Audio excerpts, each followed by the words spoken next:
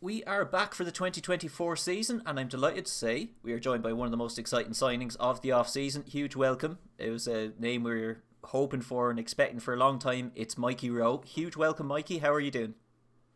Yeah, all good, Ronan. Cheers for the welcome and thanks for having me on.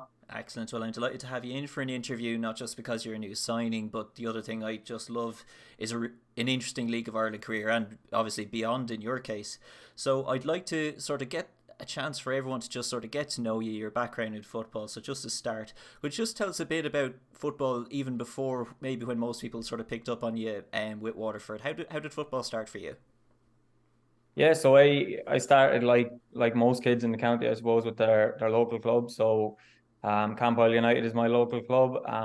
Started playing there when I was 5 or 6 and played all the way up until I was 17 and moved to Watford from there. So look, I had 11 or 12 really good years at Campbell and um yeah, I'm still involved there today. So I have really good relationships with the club and the people there. So yeah, that was definitely one of the most exciting, I suppose, the best times of my career was playing with your friends every Saturday and Sunday morning. Something I don't know you probably take for granted at the time, but it really was an enjoyable time. Yeah, I thought something that was sort of unique about yourself was I think I remember the year before last, you brought a group from Wexford over to Galway United when you were still there. Is that right?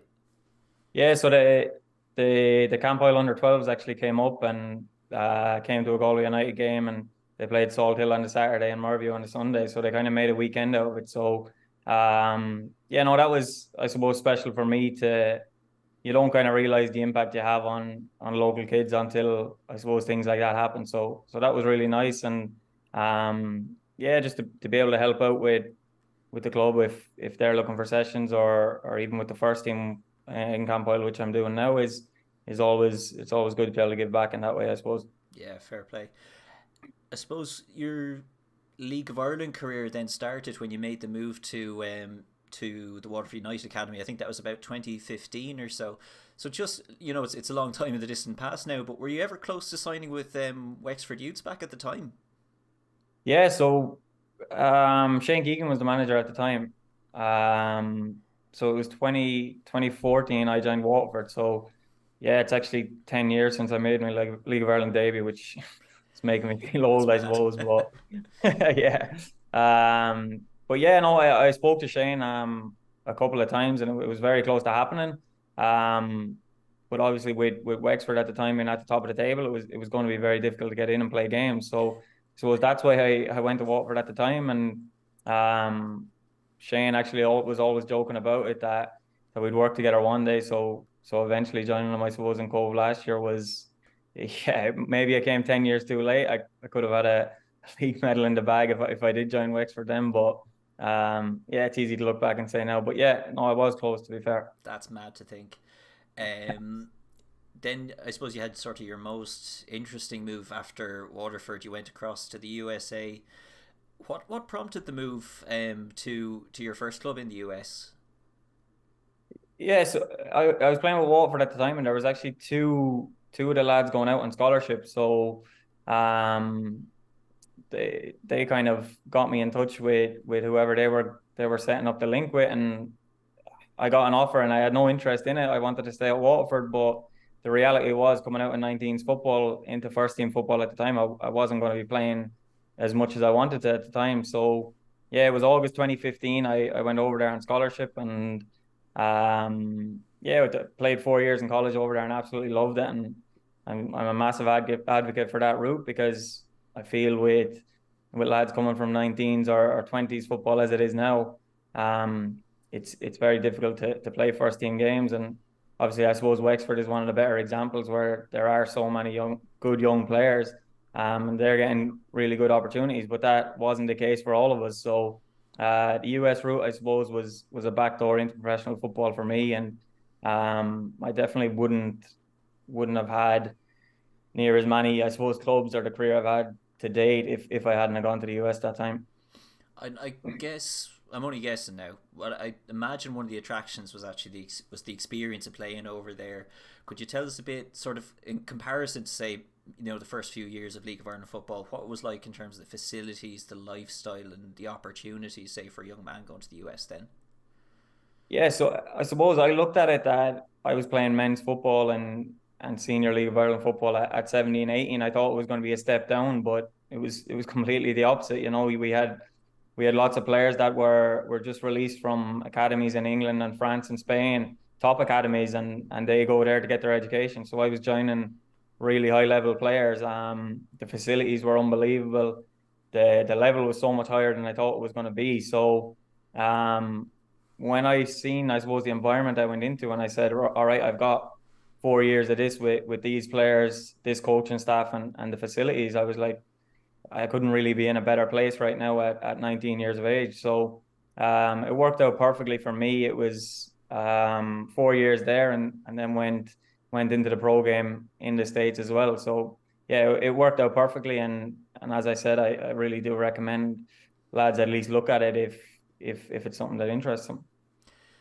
After that, of course, it was the move back to Galway and Cove, and I suppose we might come back to that a little bit later. Just that was great to get the little bit of background on your career. But I suppose moving on to the present day, I've been volunteering at Wexford for about 8 years now, and I'll be the first to tell anyone sort of how much things have changed in the last 2 years and how rapidly things change sort of on a week to week basis and for the better. What was your impression like, sort of initially when moving to Wexford, and who were you speaking to at the club, and what was your impression sort of coming into Wexford first of all? Yeah, no, I think it's been evident over the last number of years the improvements the club have made, and especially last year, I suppose. Um, there was probably bigger expectations for Wexford at the start of last season that there had been in a number of years, and it probably didn't go to plan for the first number of weeks or months, and then for the second half of the season, it just seemed to click. So, that showed unbelievable character and resilience to when the expectations were so high. So, um, obviously, it was kind of obvious to the eye, really, how things were going in the club, and that was a massive attraction. But then, obviously, I had a number of chats with James, and his ambitions and goals for short term and long term matched mine entirely, really. So, and then, Ethan was at Waterford with me 10 years ago, so I know Ethan quite well and speak to him a bit. So yeah, so some chats with Ethan and Dobbsy were other lads I spoke to, and they only had good things to say about the players, coaching staff in the club. So at that point, it all made sense, and the timing was right. So no, I'm delighted with it now, to be honest. I would imagine as well, sort of one of the biggest figures in Wexford football for, I suppose, the last 30 years, John Godkin. Um, are you excited to be working with John as well?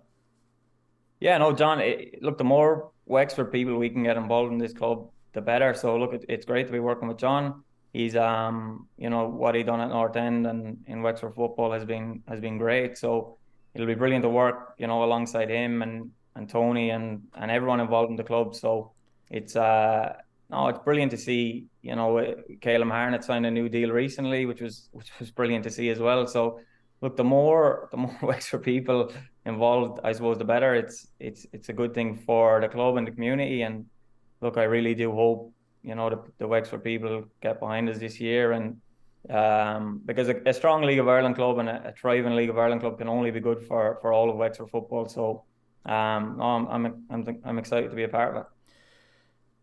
Last year you were part of a really exciting project, in fairness, at Cove Ramblers. Like, we have a healthy rivalry and relationship with Shane Keegan, and I don't believe there's a single person in the league who would begrudge Cove Ramblers the success they had last year.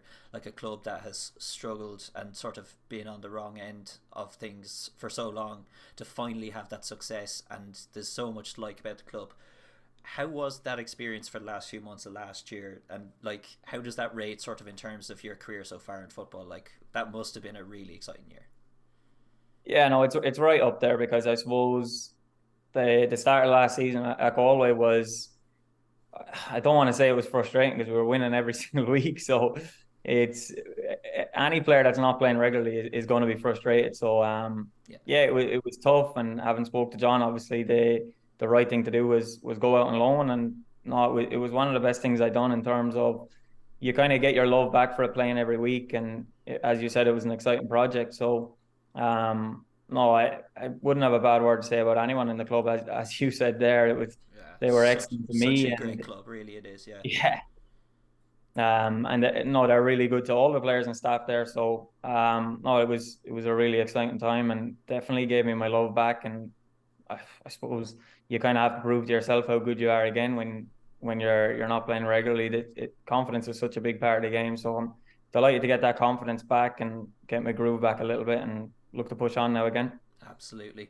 I'm not sure at this stage if pre-season training has started, but have you had a chance to meet many people at the club so far? Like, have you had a chance to speak to Tony or any of these people in your first, I suppose, what, only 3 or 4 weeks since we announced your signing?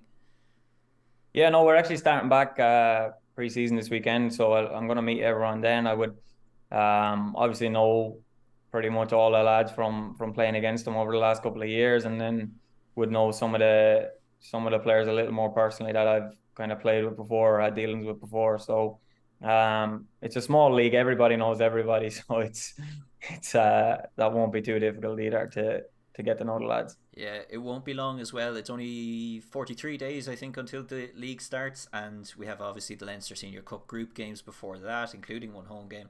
How much are you looking forward to going out in Ferrycarrig for your first time and as the home club? Yeah, no, I'm really looking forward to it. You know, the fans were excellent last year. That I think the playoff games, especially, were the atmosphere down in Ferrycarrig that night was unbelievable. So I think if if we can create that, every single week, it'll mean so much to the team going forward. And the Wexford fans were unbelievable on their travels last year. It was playing at home to Wexford was one of those games that they'd bring a good atmosphere. So look, long may that last, and it's brilliant to see the all the young lads get behind the team and create a proper fan group. Really, it's brilliant. So no, I'm excited for that, and being a Wexford lad, it'll be that little more special as well.